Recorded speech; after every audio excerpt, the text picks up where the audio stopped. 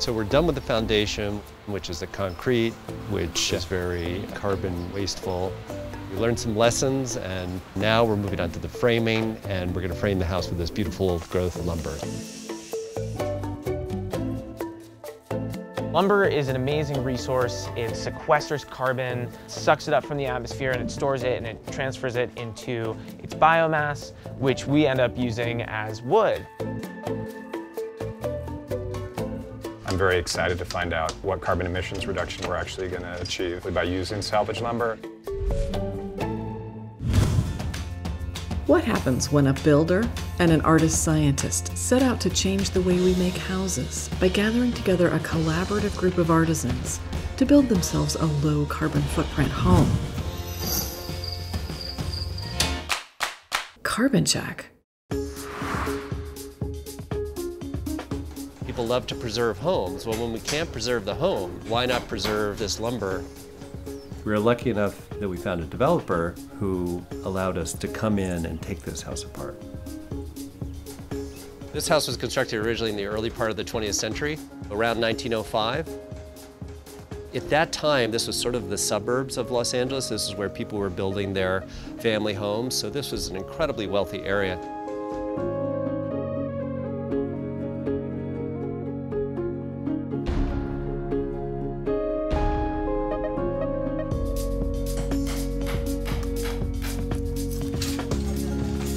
We're going to begin with taking the lath and plaster off the walls. We don't want to damage that millwork. We're hoping to keep those separated so that the lath boards can be recycled. This piece of lumber right here has a stencil of the original lumber yard that sold the lumber for this house. There were a number of lumber yards in Los Angeles at the time, but this is a fun piece because each house will have, some lumber stamped or stenciled from the original mill. The material is separated into three categories. It's either salvage, meaning it's going to be kept and get reused. Recycling, meaning it's going to get taken to a processing plant. Or it's going to just go to the landfills as trash. It was $7,500 less to salvage the house than it would have been to destroy it and haul it off to the dump. What was the extension of schedule to do this versus conventional demolition? Well, conventional demolition goes a little bit quicker, which is why developers want to use it. But, you could demo that property in under a week, and I guess it took us 2 weeks or... About 3 weeks. Did 3 weeks.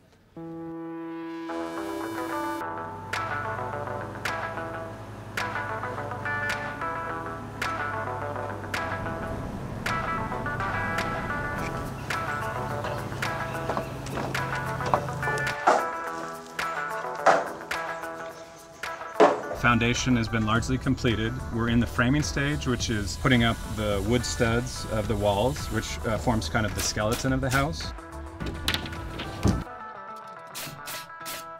We're able to see these piles of salvaged lumber actually being turned into a house yet again. I'm from West Coast Lumber Inspection Bureau, and I'm here to look at this reclaimed lumber that they've torn out of an old house and then grade it.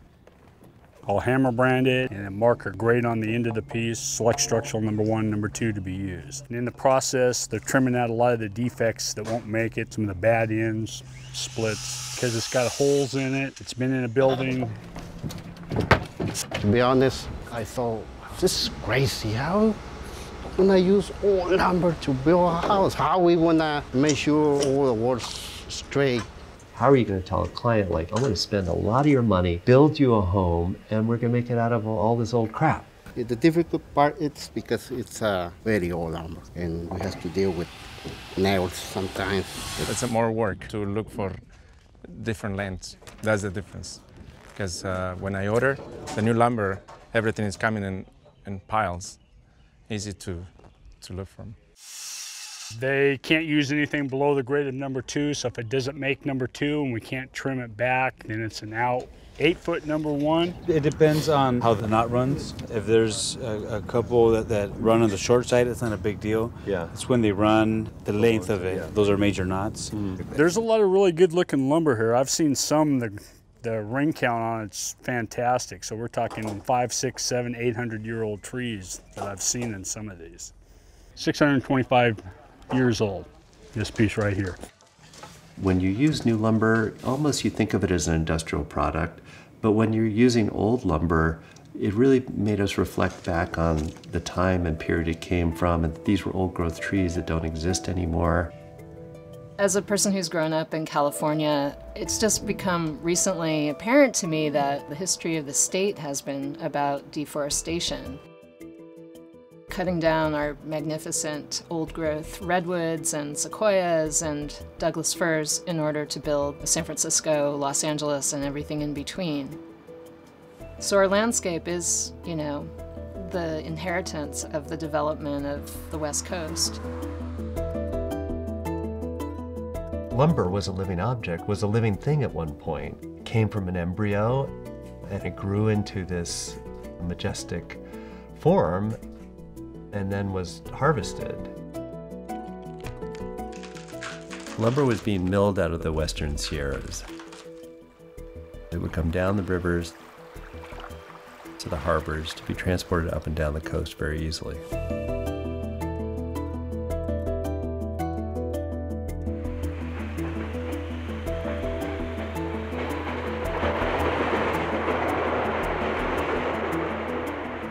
It's nice to know that we're giving lumber of 600 years age that much more of a extended life into the future and sort of paying respect to something that's so precious, and not to know that it just got chipped up and sent downstream as landscape cover or particle board that would be used once and then thrown out again in a landfill. All lumber, if it is not straight, it's going to be a big problem. But in this case, we're not having that kind of problem here. The lumber is good, in good condition, and that changed my mind. For me, this is the best lumber. It's gold. They used to make a better quality lumber. My uncle owned a cedar resaw company, so I grew up with a bunch of people who were in the lumber industry. 99.9% of all lumber companies monocrop the forest, which means they grow one species, and they are spraying chemicals all over the properties, which means you're going to have really wide grain. It's going to be more susceptible to bug infestations, and the forest is actually going to be much weaker as a forest in general because it's a monocrop. Okay. The U.S. Forest Service projects that after about a decade or so, our forests will begin to diminish 250,000 acres every single year. This lumber doesn't have no chemic. It's clean. Instead we use chemics, we use something natural.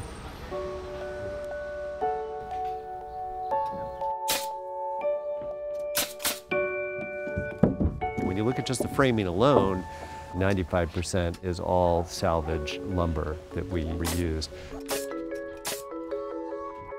The new lumber really was for the structural demands of the seismic area we're in. Plywood and a few structural beams. So when you look at that, it's that many trees not cut down and transported to market. It's not immediately obvious why the carbon footprint of lumber is important. It's not as if these are cars that are spewing carbon from their gas pipe.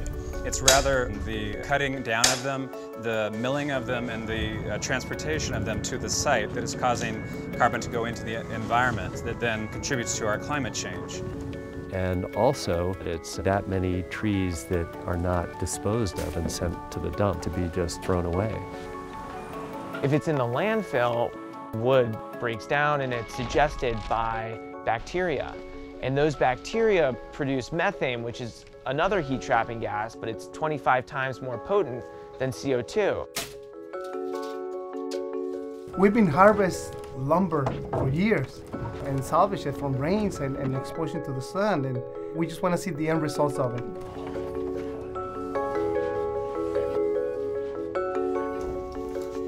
Wow, well, it's really coming together. If we had used all new lumber building the carbon shack and accounted for all the transportation, the construction, the milling, the disposal of all that lumber, it would have had a carbon footprint of 3.7 tons. All in all, we were able to reduce that 3.7 tons to 4.9 tons. We were able to save 2.76 tons of carbon dioxide from being released into the atmosphere. In some rooms, we're going to leave the framing exposed so that you can see the old lumber, because the old lumber, it's beautiful and it tells such a beautiful story. I mean, every single little mark to us, you know, tells a story of those little nail holes are for the old plaster lathing, and then you can even see the oxidation from the old nails. To have a little piece of the old growth without harming any plants that we still want to live is an interesting concept. It just led to a deeper understanding of what a house is. It's a living, breathing organism. And it really helped us understand how interconnected our lives are, interconnected our house is with the environment and the natural world. These are the bones of this living object.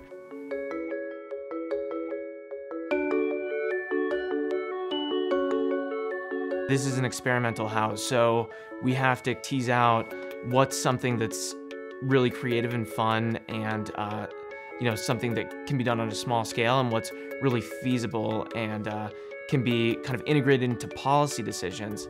Salvage lumber is the area that has not been fully explored and has a lot of potential for improving the performance and the reduction of carbon emissions. According to the EPA, 48% of lumber that is hauled to the dump every year can be reused.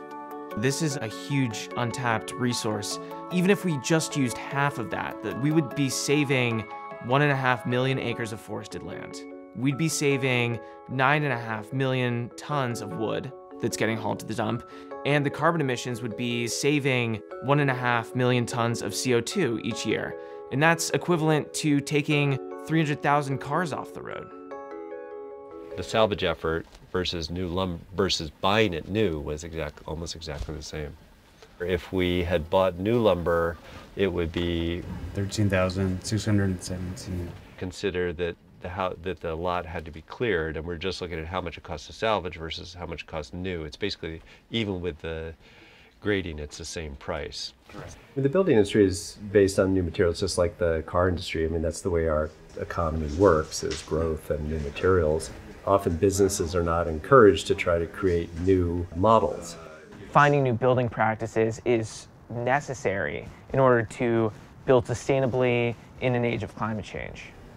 A retail construction outlet like Home Depot could make just as much money offering reclaimed lumber as they could newly harvested lumber. So I think there are models out there for people to make money off of. I feel very happy that we're able to do this as a technique, that it's not just an idea, but it's actually something practical and realistic. All the lumber you see here would have been sent to the dump. What we're trying to do is develop these new approaches, test market them, you know, test drive them really, and then put them out there and let other people in other communities share that knowledge. There's 1.1 million new housing starts every year. What if we just did 10% of those houses with new lumber, or 15 or 20%? How would that affect our forests, land management, landfills, the atmospheric carbon dioxide levels? So this is one house, but we could just begin, you know, a new building trend.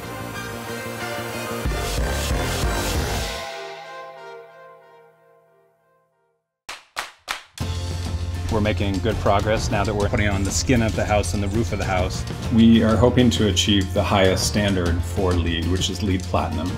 Construction industry uses 3/4 of all raw materials. A lot of people, they see roof tiles and it says, okay, let's trash it. We see future on that and we save it.